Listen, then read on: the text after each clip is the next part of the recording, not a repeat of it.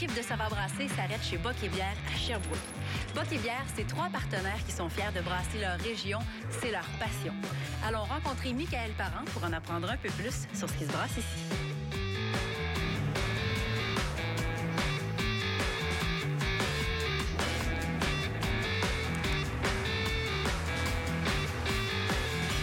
Michael, santé. Ah, santé. Ton aventure, ton goût pour la bonne bouffe, ça a commencé quand tu étais tout petit, non? Ben oui, j'ai toujours aimé être dans la cuisine, dans les pattes de ma mère un peu. J'aimais goûter à tout.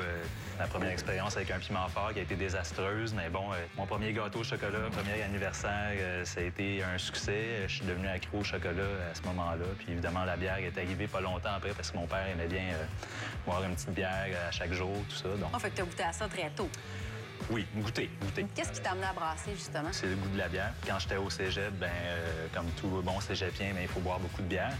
Puis, sauf qu'un moment donné, il y a un de mes amis qui m'a dit « Ah, essaye ça, c'était une fin du monde. » De Unibrou, il m'a dit « Essaye ça, c'est super bon, j'ai acheté ça la semaine passée. » Puis là, ça m'a comme subjugué. J'ai fait « Mais voyons, c'est de la bière, ça. Mais c'est donc bien bon. » Ça n'a rien à voir avec ce que mon père buvait. Finalement, j'ai commencé à essayer d'autres bières de microbrasserie.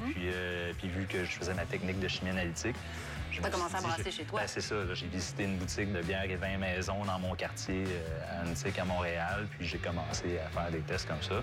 J'étais pas content du résultat parce que c'était des kits, tout ça. Puis je comprenais pas trop pourquoi que c'était moins bon que la fin du monde que j'avais bu la veille. Fait que là, c'est ça. Fait que c'est du fil dans l'aiguille. Comme ça, j'ai commencé à faire de la bière. Puis justement, à m'intéresser, à goûter tout ce qui se faisait finalement. J'ai le goût de boire une bière. On met quoi dans sa shop du Bock et Bière? On a une belle variété de produits. On s'inspire pas mal de tous les types de bières, principalement toutes des ales, mais inspirées soit du Nouveau Monde, justement, les double India Pale Ale. Ils sont inspirés un peu des bières américaines. Sinon, on a des bières d'inspiration belge. Ça, c'est un peu ma signature personnelle parce que je suis un fan de bières belges. Tu as étudié en Belgique, d'ailleurs. Tu as fait des stages là-bas. Je me suis promené beaucoup en Belgique. J'ai travaillé avec des brasseurs. J'ai fait un petit stage à la brasserie d'Orval. C'était une expérience vraiment extraordinaire. Fait qu'on brasse de pas mal plein de produits, mais surtout, ce qui est particulier au Bock et Bière, c'est qu'on brasse notre région. Dans le fond, on utilise la matière première locale pour produire des recettes de bière uniques qui ont vraiment une personnalité forte. Avec des produits d'ici, quand on brasse notre région? On parle de céréales comme les pâtes crues biologiques qui viennent de Compton à 20 minutes d'ici, le sirop d'érable qui vient de la ferme Bolduc qu'on va aller visiter à la fromagerie. On a une érablière, le miel de Cleveland, le jus de pomme du verger de Gros-Pierre qui est aussi à Compton, qui font un super bon jus de pomme, un assemblage de pommes, une recette qu'on a exprès pour faire notre bière.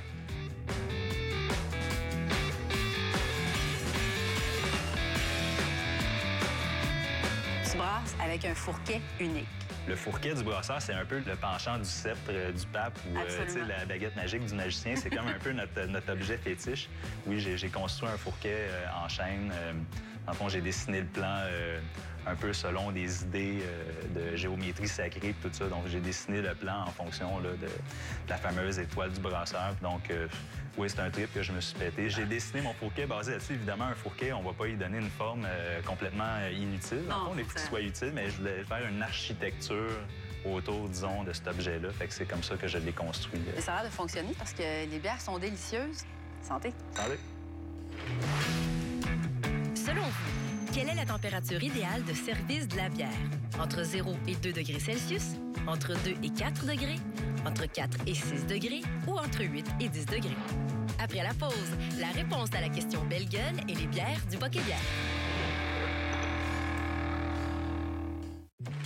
À la question, quelle est la température idéale de service de la bière? La réponse est C.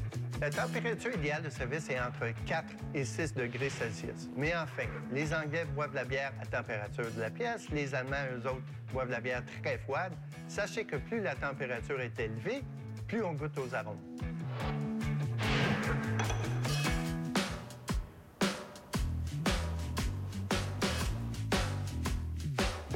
Michael, parle-moi-en de tes bières. On a principalement 3 marques. On a la Hopkins, dans le fond, qui regroupe plein de bières sous ce nom-là. Dans le fond, la Hopkins, qui est d'inspiration anglaise. On a la Hildegarde, qui est une autre marque qui est plus d'inspiration européenne, continentale, dans des produits, justement, qui utilisent beaucoup de céréales, qui sont d'inspiration un peu plus belge, avec la signature belge, puis les arômes un peu plus marqués au niveau de la levure. Puis, on a la Barnstown. La Barnstown, qui est un peu un clin d'œil aussi à Barnston, qui est un hameau dans les cantons de l'Est. On aimait bien la consonance un peu barn pour grange et town pour ville. En fond, c'est une façon de dire aux gens qu'on est attaché à notre terroir, mais on est quand même au centre-ville de Sherbrooke, puis on est actuel. Fait que sous ce nom de marque-là, on a surtout des produits très originaux, justement, comme notre Barnstown aux pommes. On a notre blanche à la lavande. La lavande, c'est ça qui n'est pas un épice, si on veut, qui est traditionnellement utilisé dans la bière, mais qui remplace très bien n'importe quelle épice qu'on peut mettre dans une blanche. Donc, on s'amuse à faire des bières plus, disons, je dirais, plus de niche dans cette catégorie-là. Dans la ligne de garde, justement, parle-moi de la rouge des cantons. C'est un petit bébé, ça. Moi, je suis un fan de bières acides des Flandres, les rouges des Flandres particulièrement. C'est vraiment un univers à part dans le monde de la bière. Puis mon rêve, dans le fond, c'était de faire une bière comme ça. Faire ça.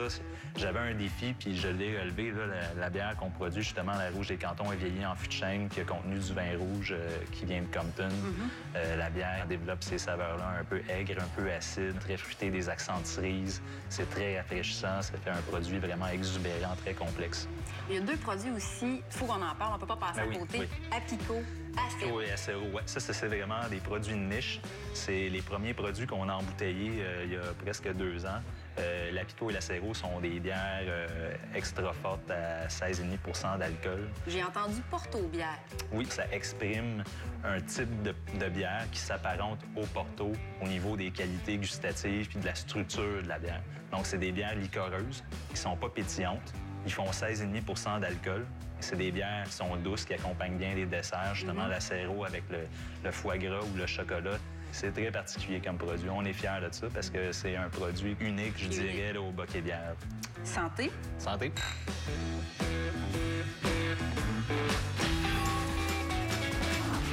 Lors de la dernière émission, on a ajouté le houblon au goût de la bière Ça va brasser. Aujourd'hui, on passe à l'étape cruciale de la fermentation. On a injecté la levure dans le réservoir de fermentation. C'est l'élément qui transforme le sucre du mou de bière en alcool, pour être simple, et en gaz carbonique. Une fois que le mou a été refroidi après l'ébullition, on va rajouter l'oxygène et la levure, et c'est là que la fermentation va commencer. Ça peut durer entre 5 et 7 jours pour les bières régulières. Quand on fait des bières un peu plus fortes, ça peut être un peu plus long. Ça peut aller jusqu'à une dizaine de jours. La levure qu'on a utilisée pour cette bière-là, c'est ce qu'on appelle une levure de saison. La saison, c'est un style de bière belge. Donc, c'est une levure qui est sélectionnée dans des brasseries en Belgique qui font ce genre de bière-là, qui va donner une signature très sèche, un petit peu épicée, un petit côté acide même dans cette bière-là, qui va donner un côté rafraîchissant. C'est une levure qui est vraiment unique, une signature complètement différente de d'autres levures qu'on peut utiliser. La levure Jean Talon, c'est une levure qu'on connaissait pas beaucoup. Puis le plan était d'utiliser les deux levures. On savait pas trop s'il y avait une levure qui allait signer la bière plus qu'une autre ou qui allait complètement effacer l'autre. Donc, on a décidé de choisir celle qu'on connaissait le mieux. La semaine prochaine, on se dirige dans la région de Québec pour un test de goût à la microbrasserie des Beauprés. Au retour de la pause, on affine du fromage avec Michael. Parce que la bière et le fromage, ça va tellement bien ensemble.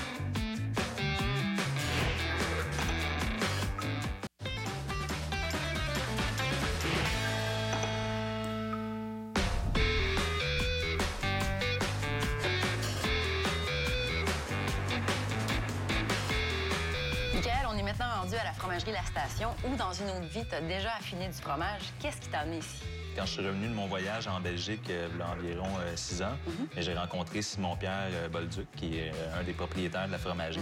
Il m'a emmené à visiter sa fromagerie à Compton. Je suis venu travailler avec eux pour le fun, comme ça, faire du fromage. Puis Simon-Pierre s'était acheté un petit système de brassage là, assez intéressant.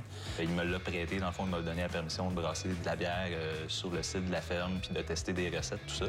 Puis je me suis retrouvé à travailler dans les salles d'affinage de la fromagerie. C'est un travail de création, salon, on fait de la bière, on fait du fromage, on fait du pain.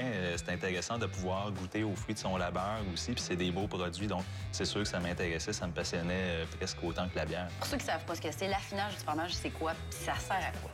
En fait, pour justement les types de fromage à croûte lavée, parce que c'est vraiment ça qu'on fait ici. L'idée, dans le fond, c'est premièrement de saler le fromage avec de l'eau salée puis des ferments d'affinage. Dans le fond, des ferments qui sont des bactéries ou des levures, des moisissures, qui vont s'installer sur la croûte du fromage puis qui vont développer le goût du fromage, mais qui vont aussi protéger le fromage, dans le fond. La croûte, c'est comme un peu la carapace du fromage, si on veut, puis il faut la frotter une fois de temps en temps pour empêcher certaines moisissures de se développer. C'est ça qui va faire que le fromage, son goût va évoluer de façon positive dans le temps, dans des salles d'affinage à température assez basse. Là. Le fromage est vivant, donc il développe ses saveurs au fil de l'affinage. Et là, tu me fais une fleur, tu nous as apporté un beau fromage Alfred Lefermier. C'est quoi ce fromage-là? Alfred Lefermier, c'est un fromage à pâte pressée cuite. Dans le fond, c'est un fromage qui est fait avec du lait cru biologique, tout vient de la ferme ici. Puis ce fromage-là, dans le fond, il est fait avec du lait qui est chauffé. Puis le caillé, dans le fond, le fromage qui est dans la cuve, là, il est chauffé aussi. Dans le fond, c'est pour ça qu'on parle d'une pâte pressée cuite. C'est un fromage qui est assez relevé, qui a des petits goûts de beurre, de noisette. C'est un 24 mois en plus, là, 24 mois d'affinage. C'est un beau produit. Avec la rouge des cantons, on peut pas demander mieux. Bien, moi, à force d'entendre parler de fromage, j'aimerais peut-être essayer d'affiner. Vas-tu me montrer ça? Oui, oui.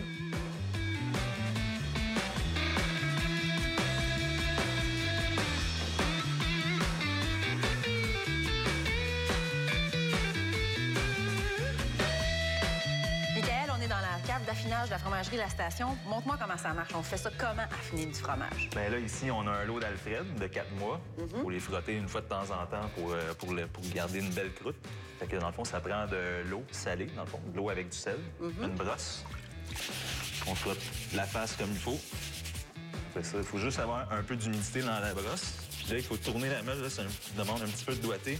Mettre un peu de pression avec la brosse, puis donner des petits coups de main comme ça pour le faire tourner. Puis là, bien, on remet la face qui a été affinée en haut. Puis il ne touche pas au-dessus. Non, c'est ça, c'est toujours juste une face à la fois parce qu'on veut pas qu'il y ait d'humidité sur la planche. Là. Mais je pense que je vais commencer tout de suite parce qu'on a pour un petit bout. Hein? Ouais. Il y en a que 3-4, disons.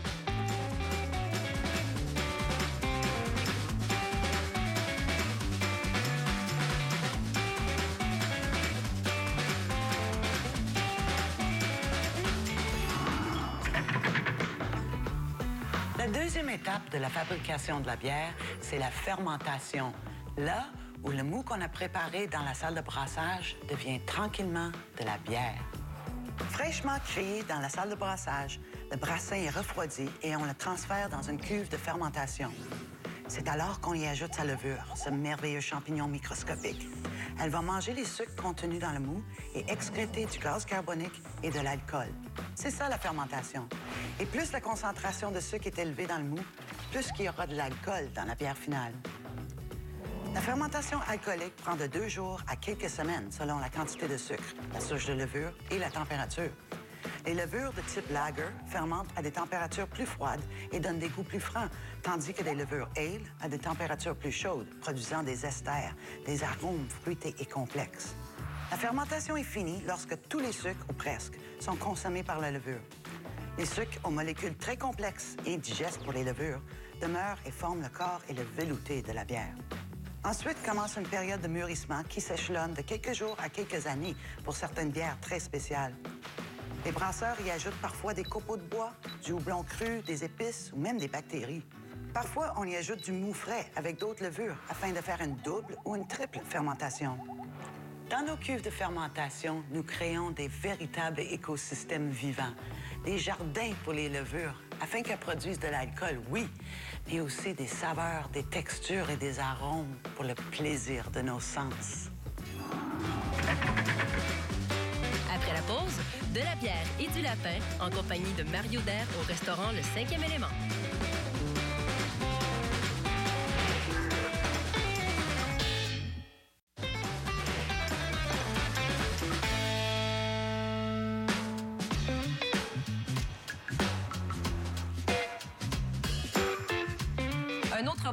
ce soir, on est au restaurant Le 5e élément à Compton où on vous sert ici une cuisine internationale à saveur locale.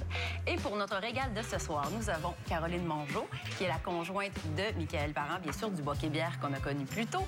Mario Daire, notre expert en bière qui met des mots sur ce qu'on goûte. Corinne, qui est copropriétaire et chef ici au 5e élément. Et pour terminer, Simon-Pierre Bolduc, copropriétaire et fromager à la fromagerie La Station.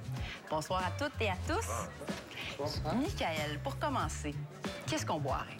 On boit une Barnstown brune épicée. En fait, c'est une bière saisonnière qu'on brasse souvent là, dans les périodes plus froides de l'année. C'est une bière assez robuste, à 8 % d'alcool, brune, avec des petits accents de torréfaction. Ce qui est particulier avec cette bière-là, bien évidemment, c'est toujours du malt québécois, des matières premières québécoises qu'on utilise. Et il y en a beaucoup dans cette bière-là. Il y a du miel des cantons de Cleveland, dans la région des cantons de l'Est. On a du sirop d'érable de la ferme Simon-Pierre, qui ont une érablière là-bas qui fait de l'excellent sirop d'érable. Puis du sapin et de l'épinette cueillie à la main, que je vais cueillir au printemps gaiement comme ça, en prenant une marche dans le bois. Ça fait du bien. Respirer l'air frais du printemps. Puis ça donne un produit qui est assez complexe, fruité, très intéressant. Là, une bière de dégustation qui accompagne beaucoup de mets puis qui se boit un peu aussi en digestif ou en apéritif. C'est vraiment une bière intéressante.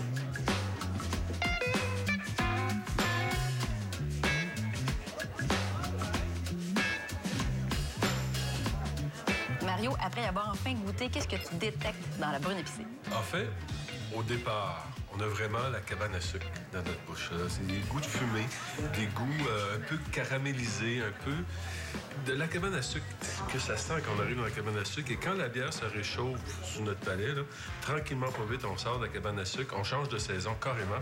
On arrive au printemps. Lorsque les pousses de sapin arrivent, ça devient cette odeur-là et cette saveur-là qui s'imprègne sur nos papilles et elle devient très désaltérante. Alors, il y a comme 2 étages dans la bière. Il y a vraiment le premier étage de chaleur, de réconfort, de chocolat légèrement rôti. Puis tout de suite après, on s'en va tranquillement pas vite faire notre marche à l'extérieur pour retrouver vraiment la subtilité du sapin et de l'épinette. Corinne, t'as pensé nous cuisiner un petit quelque chose avec cette bière-là aussi? Une petite touche chocolatée et miel dans la bière. Ça fait que j'ai été chercher le lapin de Stansted. Bacon Ferme Lennon, ici à Compton aussi. Il y a plein de producteurs ici à Compton. Ça fait que c'est vraiment très facile d'être très créatif. Puis servi sur une petite purée panée des vallons maraîchers.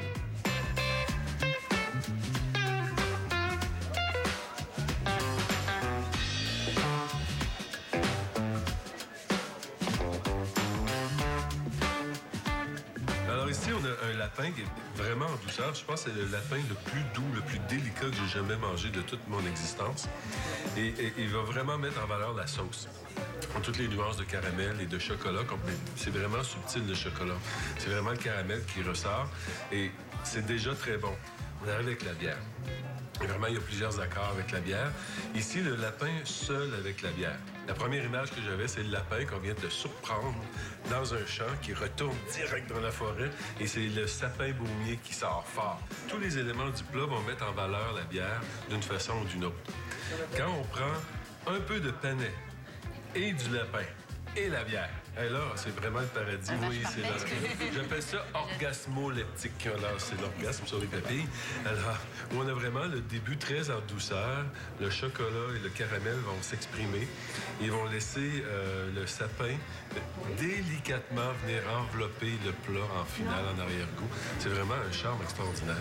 Malgré les ingrédients qui sont peut-être moins traditionnels de ce qu'on pourrait retrouver dans les plats du terroir québécois, si on veut, je trouve que c'est un plat qui est réconfortant. Puis avec la bière, le côté érable, tout ça, je trouve ça, c'est fantastique. Moi, je suis un fan fini de lapin à la bière. La fraîcheur du panais, le chou rouge, la tranche d'agrumes qui est complètement éclatée, mais moi, j'aime beaucoup ça. C'est un peu la représentation d'un peu de toute la région. C'est le fun de voir ça. Tous ces ingrédients-là mis ensemble, là. C'est vraiment, vraiment beau. Corinne, pour terminer le repas, tu avais une petite surprise à nous offrir. Oui, j'ai cherché les pommes du verger Le Gros-Pierre et l'apicot, puis j'en ai fait un sorbet. Michael, est-ce qu'on boit de l'apicot? On boit de l'acéro. De l'acéro. Oui.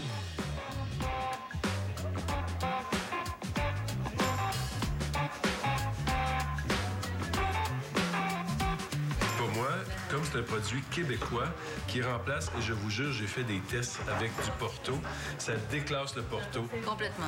Complètement. Quand on veut manger au dessert, quand on veut avec le foie gras, avec le fromage bleu, c'est cette bière-là qui s'en va dans des zones où on dit, bien, ça se peut pas, c'est pas de la bière.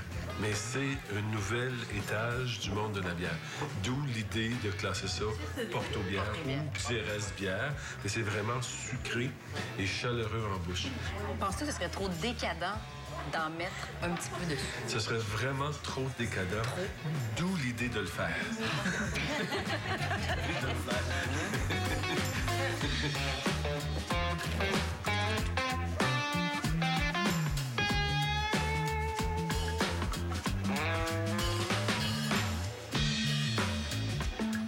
Mario, t'aimes tellement ça que si tu veux, t'en mangeras un deuxième. Ah, c'est fantastique. C'est fantastique. Je découvre des choses encore ce soir. C'est une vraie danse sur nos papilles décadentes. L'acidité de la pomme, ça vient équilibrer le tout, le sucré, c'est pêché. Michael. Même chose. Ému. Même chose. Je vais dire comme elle. Oui, je le veux. C'est très bon. Moi, je trouve que ça va rechercher. C'est assez impressionnant. On dirait que le sorbet va aller chercher un côté pomme dans l'acéro qui est comme mis en évidence en mangeant le sorbet en même temps. C'est spécial. Papillothérapie. Oui, exactement. C'est la thérapie par les familles, des fois. Oui, c'est nécessaire. Oui, c'est un mal nécessaire, exactement. Bien, merci à toutes et à tous. Santé. On se retrouve la semaine prochaine pour une autre émission de Ça va passer. À force d'entendre parler, excusez. À force d'entendre parler, voyons, je suis capable de parler. Entendez-moi parler. Avant qu'on ait ça, là, penses-tu que ça serait trop... Penses-tu que... Voyons, je recommence. On a vraiment fait un cheers avec un sorbet. On était trois.